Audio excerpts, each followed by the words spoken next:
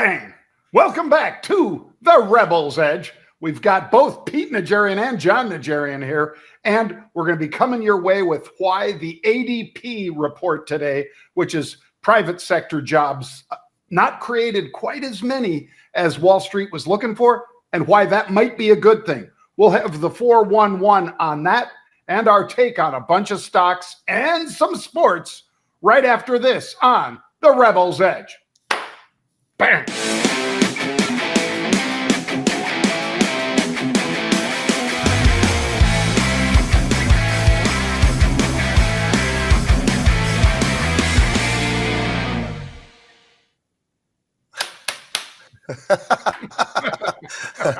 That's how it's got to start, man. It's got to start. Again, he is Pete Najarian, folks, absent from yesterday's show, as was Mark Lepresti, as was Justin Timberlake, and for that reason, or Nugent, for that reason, I had to do it solo. But there were a whole bunch of reasons, not the least of which was a thunderstorm in Miami that delayed the flight. And then somebody decided to pull out onto the runway, Pete, when we were about 3/4 of a mile out. And all of a sudden, the cockpit kind of made this sound, and the pilot pulled back on the yoke, and we had to go around. So That's luckily, it wasn't that close. But when you're moving, 160 miles an hour on the landing, Pete, doesn't take long to cover 3/4 of a mile. So we were that close. Anyway, we're happy to be here, and we're delighted to bring you the Rebel's Edge. We always kick it off with Macro Minute. And today, Pete, I'm going to say quiet macro week. We teased that the ADP report being weak might not be so bad. And one of the reasons is it might force Jerome Powell's hand. Further evidence that investors are underexposed is that they just keep selling on the opening and then buying back in throughout the day, which is what happened again today, Pete. Yeah, and I'd agree with you, John, on the whole payroll thing. I mean, I think that was something that really probably was a pretty stunning number, quite frankly. I mean, 37,000 was incredibly different than what we had in April when it was 60,000, and quite a bit different from what the forecasts were. On top of all that, it's a 2-year low. So it's an interesting one to start things up. But to your point, maybe that pushes the Fed around a little bit. Not right away, but at some point now into the future, maybe we got a cut in front of us. And I think that was something that a lot of folks are kind of waiting for and looking for, is when does the Fed actually cut? Maybe this will kind of accelerate that. We were 4.6 on the 10-year, Pete, for my fantastic future. We were past tense. Today we got down to 4.377%. That's telling you that the bond market thinks that we're going to get a cut. That's my fantastic future, Pete. I'll stick with volatility, John. And the reason I am going to say it again today is now all of a sudden we are in this trapped, very, very narrow little spread right now. 1740 to 18 is about what it looks like right now, down 21% for the month. And it's something that a lot of folks have been wondering, hey, are we ever going to get back down to those teens? Well, here we are once again, and this is the lowest level since very late on February, John, when you look at it as far as the levels of 1740. It's going to be very, very interesting to see how this plays out and what the markets are looking for.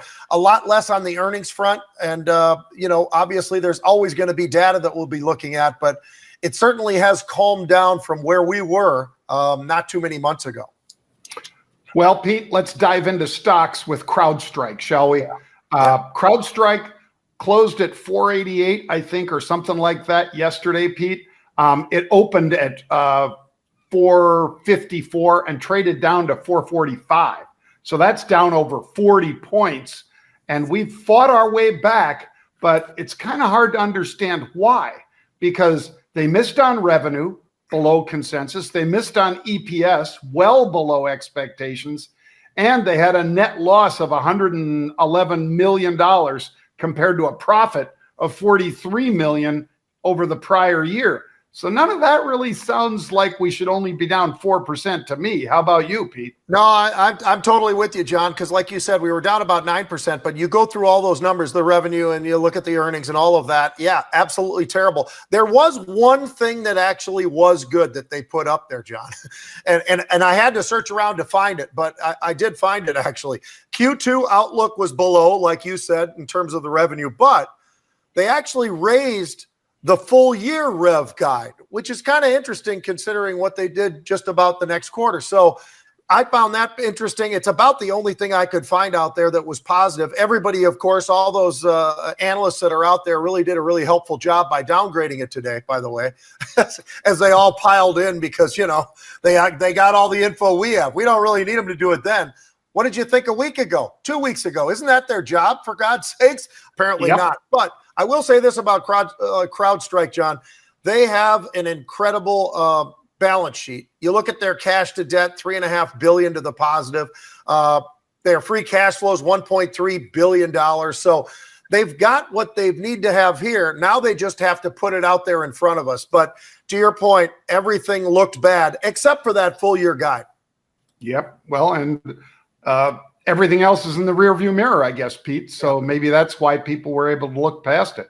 Mm-hmm. All right, Guidewire software. What do they do? Well, property and casualty insurance software is what they provide. And this one was up 10%, 15%. At mid-session, Pete, it's up almost 20%. Think of that, folks, 20% in a day. And these results, were they good? Yeah, they exceeded consensus estimates by a lot. They doubled up on that number, Pete, pretty much. And a nice increase over the prior year. I mean, again, almost triple the prior year. So that's pretty darn good. GWRE just exploding to the upside, and all the analysts all of a sudden love it, Pete. Yep. This is, yeah, I was about to say, this is the exact opposite of what we were just talking about. Now the analysts all love it. They all got their new price targets out there, 255, 290, 271. Well, thanks a lot, guys. Maybe you could do that a couple of days before next time, if you're really as good at your job as you're supposed to be and whatever you're getting paid to do it. But this is another one, John, hit 52-week highs. Shoot, they might even be pretty close to all-time highs. 262.40 was the highest I'd seen. It might be higher by now because all it's been doing is just stair-stepping. It was up 14%, 16%. Last I looked, it was up over 20%, the stock. They did raise the full-year guide for 2025. That's actually the one thing that CrowdStrike got right as well. But these guys already had everything else. You look at those numbers, absolutely extraordinary, especially when you look at those earnings. You talk about crushing it. When you put up 88 cents, you're looking for 47. But when last year it was 26 cents in this quarter, I'd say that's a pretty nice growth prospect that we're seeing out of this name. Well, what about this name, Pete? Exactly the opposite. It's like we're going down, up, down. I mean, Asan, this is work management software, and they saw one of their biggest drops in a long time. I mean, shares are down 16%, Pete. They're saying that retention rate for their work management software will remain a headwind. They were expecting 96% retention. They had 95. That might not sound like a big miss, folks, but I'm sure their customer acquisition cost, or CAC, didn't look very good against how much they had to spend. And that was what everybody focused on, what you just talked about, John, that retention, because if you look at the earnings were actually great. They were great a year ago. They were great today. Revenue was up 9%. That wasn't so bad. That was a bit of a surprise. They're also, by the way, their CEO and co-founder announced that he's going to step down. So that'll put a little pressure on a stock usually, unless he's terrible. But in this case, he's not, apparently. So they actually started to accelerate a little bit of the pushing, I think, off of that. They just said whenever they get the right hire, that's when he's going to step away. So they didn't give us any kind of time frame for the CEO change, but it's going to happen.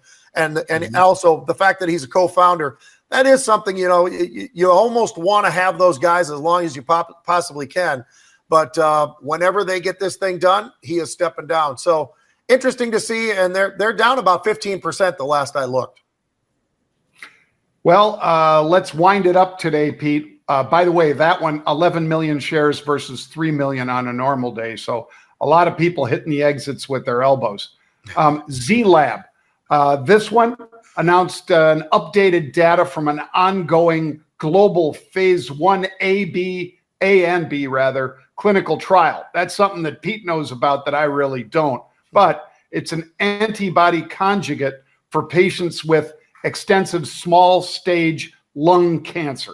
Obviously, our hopes and prayers are with anybody who's got that, and the fact that Zlab might have some very good news at the ASCO, American Society of Clinical Oncology, that's good news, right, Pete? Yeah, absolutely. And I think that's what people are kind of, embracing, John, is these guys, by the way, they got a deep pipeline. And not only do they have a deep pipeline, they got a hell of a lot of great different, hopefully something that's going to work for everybody. But they've been approved not just in China, they've got approval in the US as well on multiple drugs. So this is a real company that's done and shown us that they can do a lot of things right. And if they're at ASCO and they suddenly put up this one, now it's real early. I believe it was phase 1, if I'm not mistaken, John, right? I think it was. But it's something that could be great. I mean, small lung cell. I mean, this is an area that everybody focuses on. These guys they have so many different drugs and so many different things within the pipeline. It's incredible. So they aren't just a one-trick pony either. I don't know the company very well, but I'm going to make it my my afternoon looking around trying to get to know this company a little bit better, because I'll tell you, they really impressed me. Everything that they have done and they've up to this point and where they are right now, it really is impressive, and it's something I'd like to know a little bit more, because this could be what Moderna was promised to be and has not delivered at all. But they could be something pretty special. Well, I'm going to play off of that pretty special, Pete, and point out that I'm wearing my Harry and William. This is a Rhett Butler company, Pete, golf wear. And Rhett was nice enough to take Pete and I under his arm.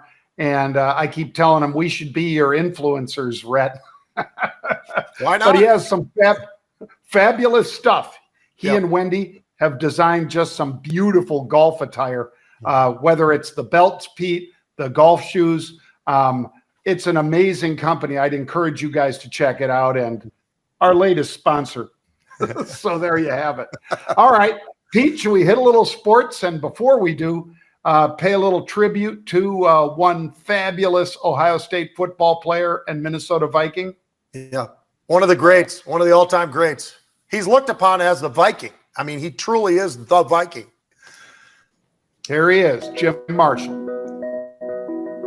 This was the Iron Man of pro football. I think Jim Marshall is one of the great overlooked names. Come on, baby, let it all hang out now. Not how good you are, it's how bad you want it. And I believe that. We want it bad. No player in the history of the game ever played harder, longer than Jim Marshall. Jim Marshall comes up with a big play of the game. 282 consecutive games, Pete. That record will not be beaten, even by a punter.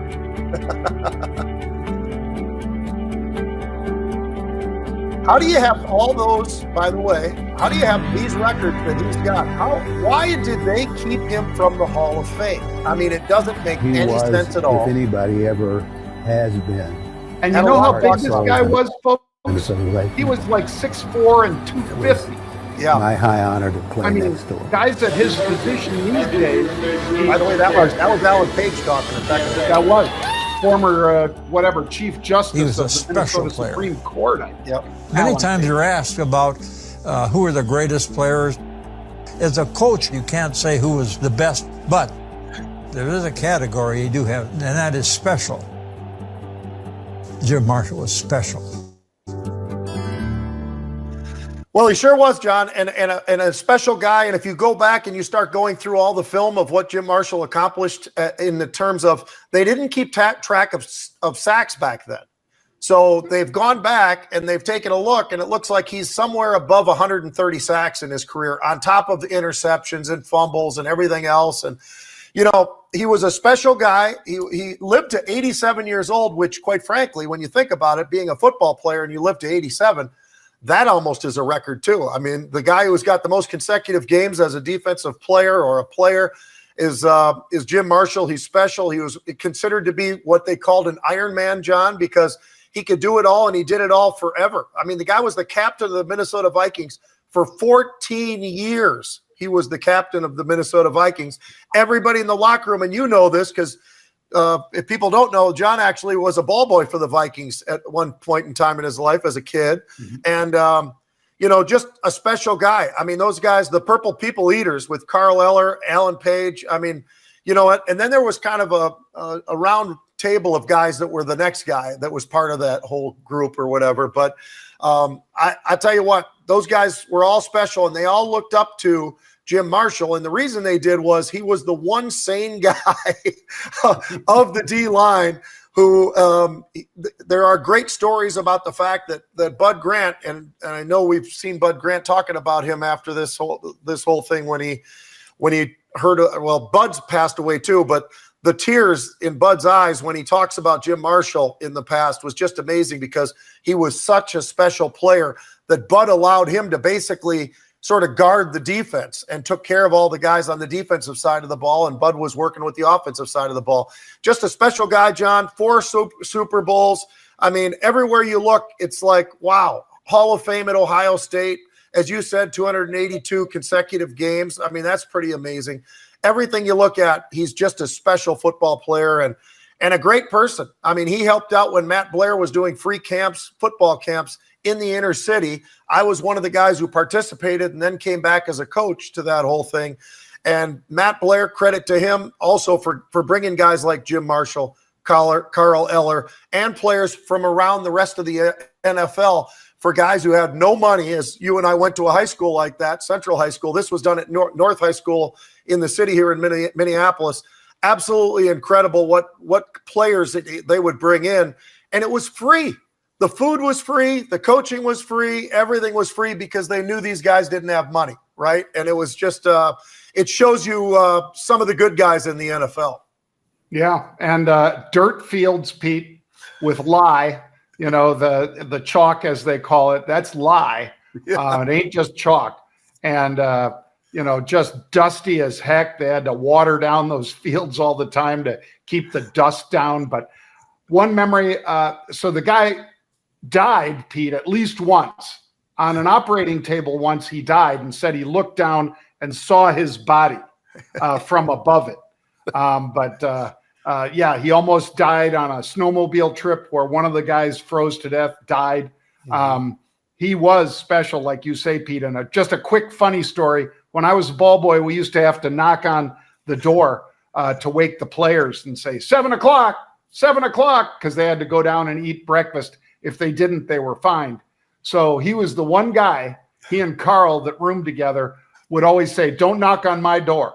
Do not knock on my door. The door would be open because there was no air conditioning in god-awful Mankato, Minnesota, when it's 95 degrees in the summer nights. Yeah. And he's sitting there sleeping in there, just with his shorts on, skivvies on, because you can't even sleep with a sheet because it's so freaking hot.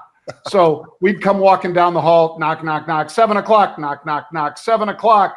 We'd get to his room and we'd put up our hand every day like we were going to knock, and his hand would start sliding under his bed where he kept his gun. It was like,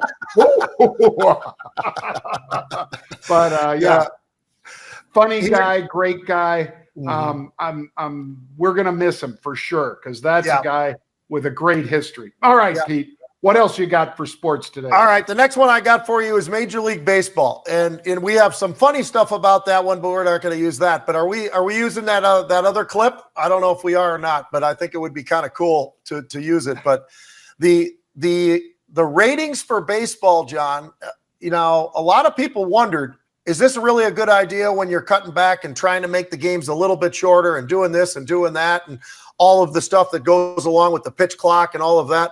Well, let me just tell you, I think it's kind of working, John. And here's why I say that. Fox they're up 10% year over year on the ratings that they're getting right now. ESPN's up 22% on the viewership that they've got right now.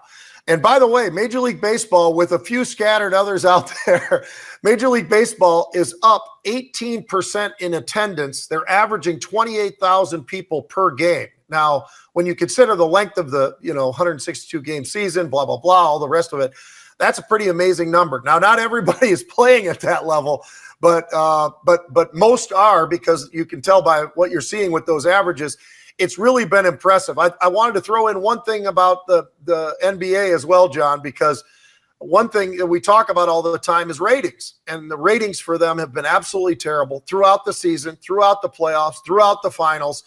And this might be why. Not only do we have the two small market teams that are going to be playing in Indiana and OKC, but how about this? OKC led the entire NBA in games as far as how much they would blow the team out by, which was just under 13 points. But against Minnesota, John, on the games that they won by 26 points, 15 points, 42 points, and then finished the whole thing up on the fourth game that they needed to win to get over the Timberwolves with 30 points. So gives you a little bit of an idea that this could get really ugly from a ratings perspective if they continue that on, along with the fact that you've got two small market teams and the Knicks are not going to be playing, obviously. So I don't know. Adam Silver is going to have his work cut out for him, John, to try to fudge these numbers around if he's going to do it. Pete, one quick question for you. Yeah. They cut Thibodeau, the coach of the Knicks. They fired him. Now, they've had back-to-back 50-win seasons, first time in forever. Right. They made it into the quarterfinals or semifinals, I guess. They made it into the semifinals and got beat, of course, as we said, by the Pacers, and with a little help from Pat McAfee and the crowd. But would you have fired a guy that takes you that close to the promised land, Pete? Was it his fault that they didn't get over against a really good Pacers team? What do you think? I think he's a little bit quirky, which is one thing, but everybody who ever has hired him knows that ahead of time. So that's not fair to say, well, you're quirky, you're out of here. Because the production, like you're saying, that he brought to the table for the Knicks and put it together, and he had that great trade that they were able to get Big Cat as part of their team as well. And you know, he knew exactly everything he was getting. He delivered. They lost it, the series, but it was a great series. It was, back and forth with Indiana, who's damn good as it turns out, right?